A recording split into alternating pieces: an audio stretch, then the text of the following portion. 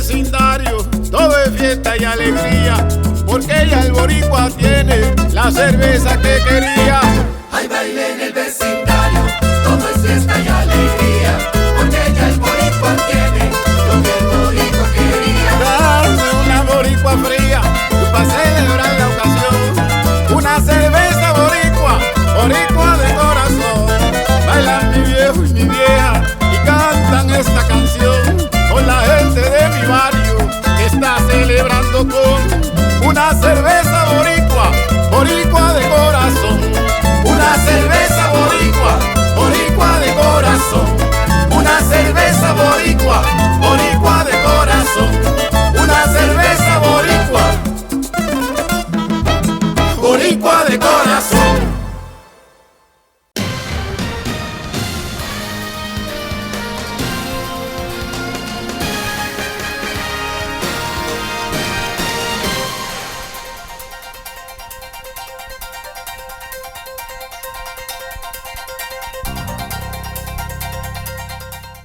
Hi, I'm Jose Miranda. This is Hispanic Speak Out TV, which is brought to you each week, Tuesday nights, 9:30, Bright House Channel 49. We have 3 programs on there. We have an education show, we have this program, of course, and we have Latino Role Models, which follows us immediately. We talk politics, of course, and we talk about religion. We talk about a whole bunch of stuff here. And we're so glad to have you on, come on our show. So we're going to talk a little bit about the past as we come to the end of the year. And so, without any further doubt, we have our own Senator Darren Soto. How are you, brother?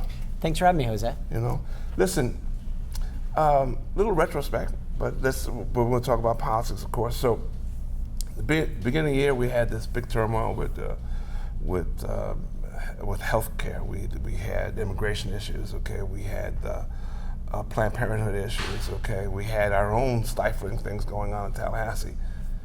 Tell me, as we reflect back a little bit, tell me it's all past and everything's hunky-dory and everybody's singing Kumbaya in Tallahassee. Well, if everybody would just agree with my positions, we'd be out of this mess. The year in review, first, obviously, Medicaid expansion was a huge issue that was left on the table. And what that means is about 800,000 of our hardworking Floridians, many in Central Florida, are still left in that gap. As you may know, folks who have earn at the poverty line or below have health care through Medicaid, and folks who are within 133% of the poverty line and above can apply through the exchanges to get health insurance. But there's this gap of hardworking families. A family of 4 making $40,000 or $50,000 can easily fall into this gap. So you think of how many people in the service industry around here fall into that, and so it's a big shame that was left on the table. We had the governor do an about face and say that he wouldn't be involved and was against it. We in the Senate pushed it all the way to the floor, and we even compromised. We were going to draw down the money for private plans rather than actually expand Medicaid, and then the House balked at it. They did put it up for a vote, but it wasn't even close. And then when we look at immigration, you know, we had some reforms last year because it was an election year. Sure. We lowered the in-state tuition to allow Dreamers to apply for it. My bill passed that allowed folks who are Dreamers to be admitted to the Florida bar. This year we saw the president expanding DAPA, and DACA was last year for kids who come in who are young and are attending college. DAPA is for families of citizens who are undocumented, and that was a program that we saw the Attorney General of our state sue the year after we did all this wonderful work. There was a funny moment though. So for 20 minutes, I had an amendment that was passed in the Senate that denied her any ability to use state funds to bring that lawsuit. Right. On a 14-13 vote. I had filed the amendment thinking, you know, at least I wanted to make a point that it was wrong after last year with all this Dreamer work. It passed, to my surprise, but then there was a motion to reconsider. So that was one of the big final moments on immigration. And then, of course, we've seen, whether it be the attack in Colorado, or whether it be in general, the overreaction of Republican members of Congress, and to a certain extent, Republican legislators going after Planned Parenthood and a woman's right to choose. The good thing is that the one big bill that was pushed, which was this short-sighted bill requiring women to wait 24 hours before they could exercise the right to choose was struck down by the courts. And that was something I was heavily involved in. I was prepared with ACLU and with Planned Parenthood to point out that, number one, we have a strong right to privacy in this state that's far more strong than our U.S. Constitution, and that once a woman makes their decision, they don't need to wait another 24 hours. There's no rational reason. And you have to meet one of the highest standards, which is strict scrutiny for that. Is this a male thing, by the way? Is this just strictly because we're males and we just know what's right for women? You know, the sponsor is a woman, a Latina from South Florida. So it's not just a male thing, unfortunately. We generally have a lot of our strong female senators take the lead on a lot of the more personal arguments. My job has traditionally been constitutional. As you know, I'm a trained lawyer and I have practiced constitutional law before, so I deal predominantly in that arena, but that's pretty important because we were able to get the sponsor to admit on the record she didn't know the right standard, which is always a bad sign for if you're going to try to push your bill, that she didn't have the evidence. She would have had to have doctors and nurses say that women can't make up their mind in 24 hours. No doctor's going to be able to. It sounds like a put-up job. Okay, it sounds like somebody told her this is the bill for you to have, and because you're a female, you're not going to get such a feedback because you're a female. So she doesn't know, actually she doesn't know the product, doesn't know how to sell it, and so she got fried with it. Perhaps, although she sponsored some other anti-choice bills in the past and is a lawyer, but I think you have to do your homework on these standards, and I don't think there was full preparation in anticipation of the Judiciary Committee in the Senate. You have a committee of almost all lawyers on there, and it's one of the toughest committees to present a bill in because you have a lot of people who know their stuff. They're not fudging through this. Right. So, real quick, and this little side thing on there, you guys are all of this civility, and it's admirable. You know, applauso. You know, you're just like Mr. So-and-so, and you're very polite. Don't you guys ever tell somebody that they're full of beans, man, you know, that their bill and that idea or that ideology is not going to work in this country, and the fact that they're pushing it is just bull dash? Well, Jose, you may have read a headline this year. We sued the Florida House when they left early. We took them to the Supreme Court. Oh, yeah, I remember that. Yeah, we don't have to use swear words to tell them that their behavior was unacceptable. But you can't take them to court on everything. I mean, no, we can't, of course. But that was something. That was the nuclear option, and we took it without hesitation. Okay, and that's great. Because they left early. I'm proud of you guys to do that. I mean, it's about time you hold somebody accountable. Let's do the people's work. You're up there to do the people's work. Absolutely. You also have to consider the institutional nature of the Senate. In the House, it was much more like the Coliseum. Everybody's fighting. It's loud in there. If you go too far, everybody leaves the room, and you literally argue to empty chairs. So they do that anyway in Washington. But not often in the House. That sometimes happens in the House. In the Senate, it's much more of a collaborative effort because there's only 40 senators, and because. So you're saying if you insult them in some small little fashion, they just get up and walk? In the House. In the Senate, they'll stay. But that's like little kids. I can't get my way. I agree. But the problem in the Senate is that you insult someone in the morning, they're the chairman or woman of the committee in the afternoon, and then you have a bill that's so important to your district, and now when you go back and people are like, why didn't you pass that bill? Why didn't you get it agended? Right.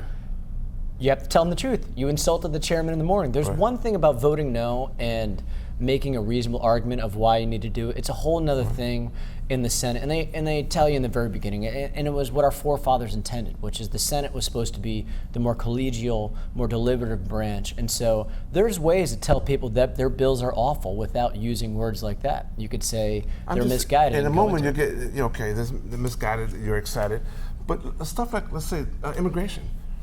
It affects everybody. Of course, which is why I filed an amendment on the floor that let Dreamers into the Florida bar, and we had a huge fight. There was a 4-hour debate. It was during Puerto Rico Day. I couldn't have planned it better.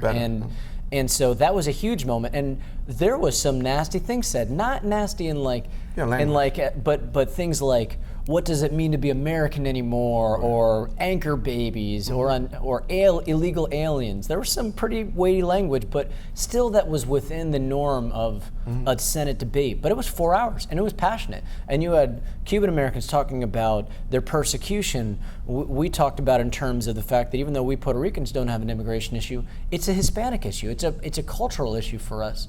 And so that was a very passionate debate where people didn't have to they were yelling. They just weren't yelling at each other because they were excited. They were upset about what was going on. So that happens sometimes. The lawsuit, when we dealt with removing the ban on gay adoption here in this state, that was an emotional debate. And then one of the roles I played in was when immediately the next week, a sinister bill to add some discrimination back into our laws got to the Senate. I was honored to be able to work with Senator Simmons and some of the other members to make the motion to put that bill to bed for the year. And those were tough moments, but what's more important, me yelling at someone or me getting the job done? No, I understand. I tend to be a little bit more street in my well, you're from New York. Perhaps bring a bat to the Senate, you know, and let's get it right. We have Republicans are trying to make inroads now to change laws in certain states to make it more discriminatory. Adoption for among gay people, for example. Michigan's Governor Snyder is opposing that. I wonder if that's the movement that will go try to be swept across by Republicans across the nation. I think they engage in trying to set back LGBT rights to their grand peril. The country has already decided on this. Every year, you could be on the side of history that is going to be looked at poorly, or you could be on the right side of history, which is to be on the side of equality. So they do that to their peril, not only morally, but as far as voting, as far as building coalitions for other issues. So I see the trend quite the reverse, with a few people trying to buck it, and they're going to have problems. Two quick questions. We have anger politics seems to be the way to go now. Well, if you're in a presidential Republican primary, you don't see that in the Democratic primary, and you don't see that. You were just telling me how polite I am, so you know, not all of us believe that. Real quick, for the future, what do we get to look at in January? Well, there's a couple things we'll be focusing on: teacher pay, trying to ban fracking in Florida, making our roadways safer with Chloe's law around water bodies, dealing with a massive water bill, state employee raises, hopefully. We'll have to compromise on a few tax cuts dealing with manufacturing, and then hopefully with cell phone bills. Hopefully we won't have any fights where we have to deal with voting, because we need voting to be robust. And then it's the budget. We have voting, for example, now. What are we doing to make sure that we get all Americans involved in voting here, especially in the state of Florida, without the Republican scrutiny? Well, there's a few petitions floating around about making voting a right regardless of what happens criminally or otherwise, or any other number of ways that people are denied the vote. And that thing is moving along, but it would have almost no chance, unfortunately, in the legislature. Our biggest fight was to expand voting hours, which we did. The only problem was that it gave supervisor of elections discretion between 1 or 2 weeks. I'm proud that our supervisors here in Central Florida are by and large taking that full 2 weeks. But we see places like Duval County with the traditional African American population voting where they cut it down to 1 week. Right. So the fight continues. What do we do to, I don't want to say a kumbaya moment, but what do we do to listen to the voice of the people as opposed to listen to the voice of the legislator who has lost sight of listening to his constituents? Well, the number one thing is to vote. And you look at the kind of drop-off in the midterm. Everybody gets excited for the presidential election, but the drop-off is significant, 20-30%. We have a governor who's been elected twice by 1 point. If 60,000 people who voted in the presidential election who disagreed with his politics voted in that election, we'd have a different governor twice. So the key is that your vote does matter, even if it's one, because it adds up after a while. We looked at a presidential race that George W. Bush, 500 and something votes. So I think the key is you gotta use your voice with the ballot box, and we see it among our community. And Hispanics have a huge drop off in the midterm, and so those are. Tell them out there what they need to do. Hermanos, necesita votar. You need to vote, my brothers and sisters. This is how we change our nation and our state. Brother, Happy New Year. Hey, thanks for having me, Jose. All right, I'll see you again next year, okay? Sounds good. I'm Jose Miranda. This has been Hispanic Speak Out TV. We'll see you again. My name is Nilmarie Zapata, and I am a Latina role model because I believe that you can overcome any circumstances that come in your way and be the best version of yourself. Hello, I'm Sandra Rivera, and I'm a Latina role model. whatever your struggles are in life, whatever you don't have or don't have access to, don't use that as an excuse for not pursuing your dreams and moving forward. Get out of your own way and get out of your comfort zone, and you will be amazed at the growth that you will experience. Hi, I'm Jose Miranda. This is Hispanic Speak Out TV, brought to you each week on Bright House Channel 49. We have 3 programs, of course. We have an education show. We also have this program, and of course we have Latino role models. Joining us on our illustrious panel, and I'll start over from the far right. Please introduce yourselves to our group. Greg Perkins, EDU TV. S122715SotoEskamni, Director of Public Policy and Field with your local Planned Parenthood. William Garlington, co-host of Hispanics TV. Jose Miranda, of course.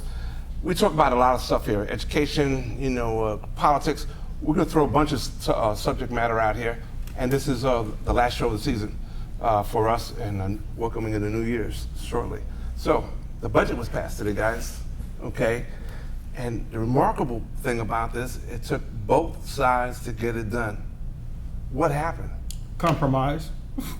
I mean, that's how you get things done. You compromise. It's like a marriage. You give and you take. Now, not everybody's going to get everything they want, which is why I'm divorced. But you do compromise in a relationship. Yeah, but now, up until this point, the previous House Speaker couldn't get nothing done. Yeah. What's so special about our current House Speaker from on the Republican side? Well, I think it's a fresh start. I think it's someone that can come into this space and declare his leadership and make an effort to again find compromise. And Congress is supposed to be working together. And from the perception of Planned Parenthood, we've consistently been gridlocked around defunding conversations, which has been an attack, like politically motivated attack.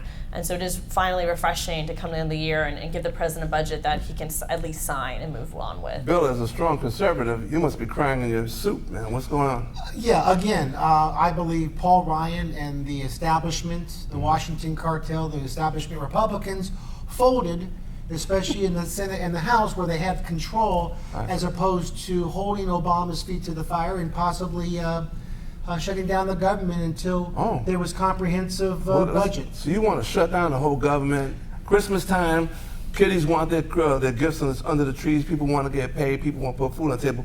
But you are Mr. Conservative guy. You want to just throw them all out there. Well, let's be clear what Jose just mentioned. When it comes time to close down or shut down the government, this is what happens, people.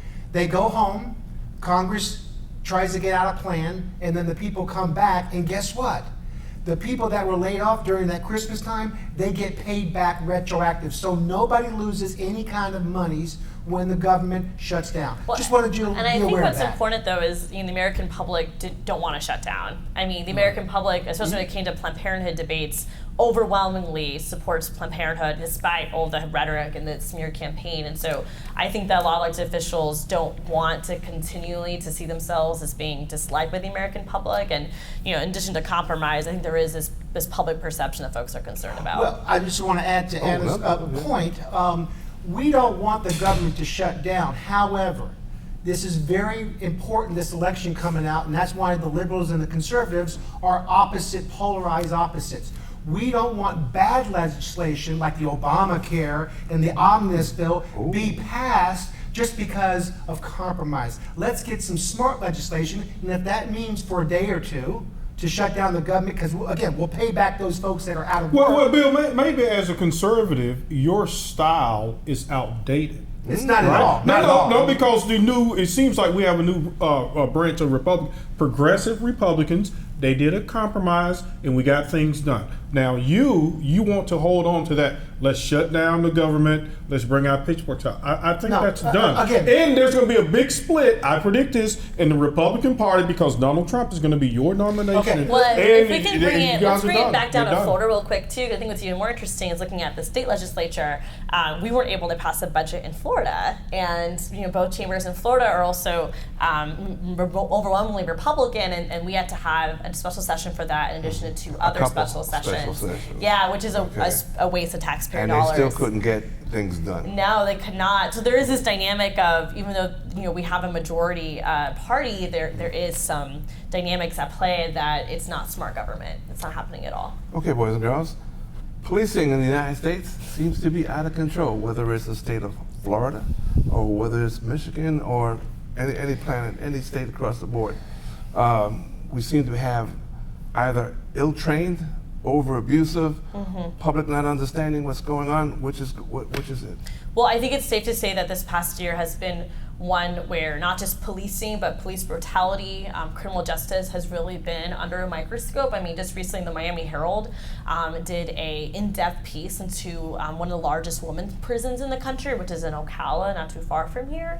And so we do continue to face here in Florida a very low budget when it comes to the Department of Corrections, huge staff turnover, which that impacts, you know, the folks that are in these prisons and the way that our community members are treated out in the community as well.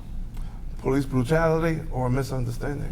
Well, neither. I think it's basically the American people right now has run amok. They're angry. It's like the mid-1960s. They're passionate, and everybody wants to get their voice in. And again, I think it's more thuggery than police brutality. Yes, you have rogue cops. We know that happens, but you know, the killings on black in Chicago or some other things that are happening across this nation that don't get reported on. It's just they nickel and dime and pick and choose what they want, and it's basically toward, in my opinion, through the administration, toward the race card. Black on black is not the same thing as police misconduct. And number one, I do not believe that all policemen are bad. There are I think most policemen are good. However, you do have some rogue elements. And you people, right? You always want to go to that argument, oh, black on black crime. Well, that doesn't have anything to do with a trained professional who's you people, shooting conservatives. Okay. Shooting, I apologize, maybe I shouldn't say you people. Conservatives. No, because I don't want you calling me you people. I'm going to say conservative. So my point is, my point is, I believe that most cops are good. However, you do have some rogue elements. Well, I think what's really important is President Barack Obama has taken this subject very seriously. He's actually the first sitting president to visit a federal prison. Right. And that was a monumental moment for this country, to meet with our convicts, to hear their stories, and actually highlight the fact that so many of these stories, you know, are ones that could happen to any one of us, right? Sure. I mean, a lot of these offenses are not violent. Right. Now, the reality is that we do have a culture of violence. We have a culture that, you know, guns are very accessible, especially in the state of Florida. 300 million guns in the United States. Absolutely. And you know, and looking at our prison rates, we have one of the highest prison rates in this country too. I mean, there is the world. We need to fix this, right? I mean, I think we can all agree that there are some huge problems that we're facing, and I will add that you know, there's a lack of diversity. About the prison system, but there is a lack of diversity in our law enforcement. We're talking about on the street, okay? And again, brings up two important issues I want to bring.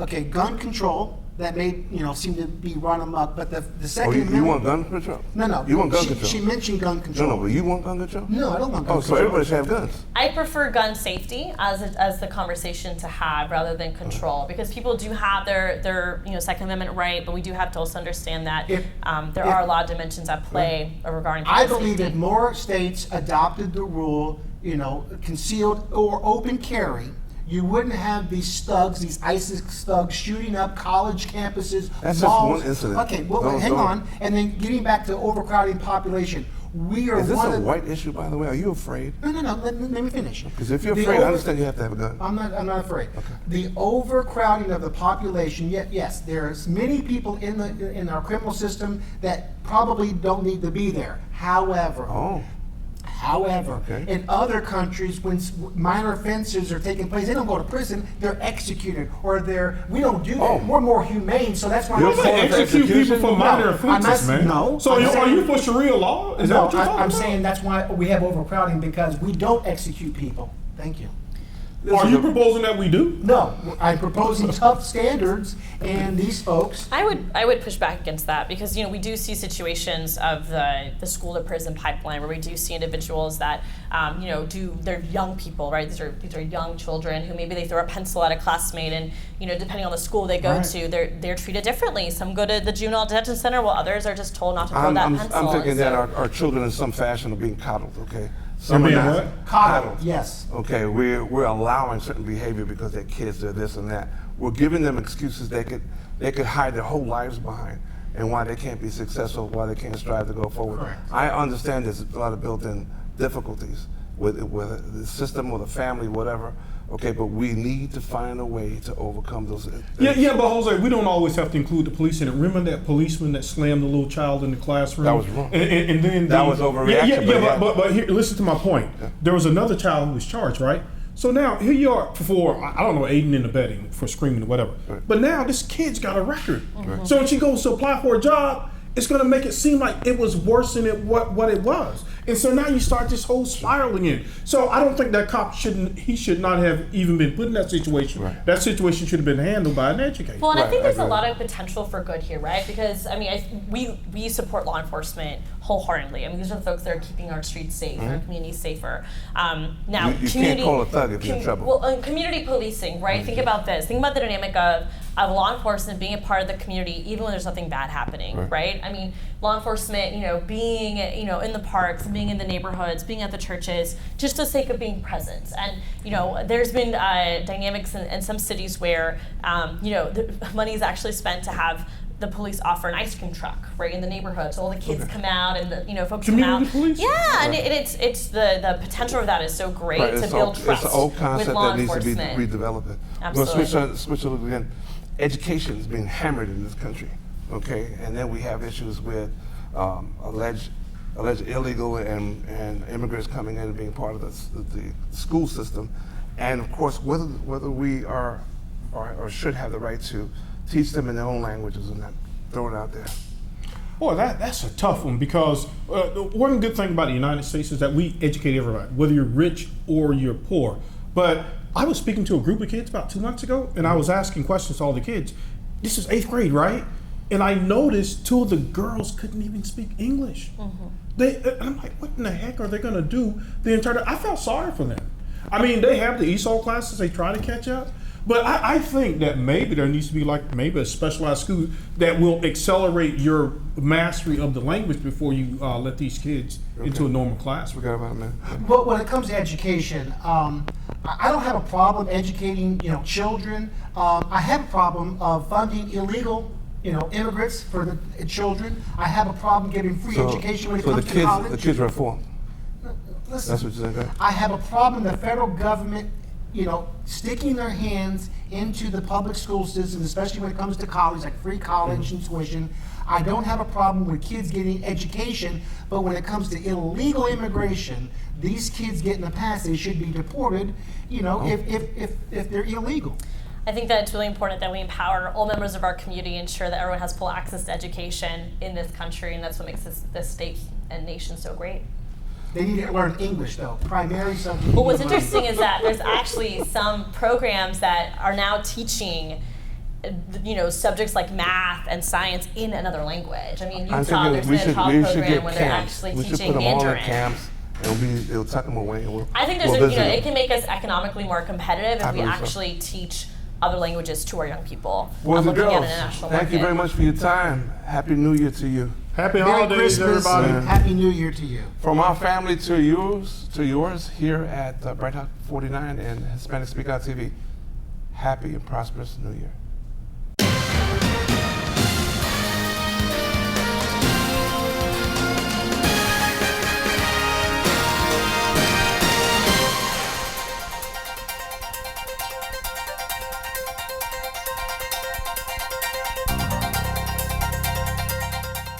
I am for the child who's had 7 addresses in a single year, because she's in foster care, because her father abused her, and her mother couldn't believe her. She is the child I am for. I am a volunteer child advocate. I am you. Florida residents call toll-free 866-341-1425.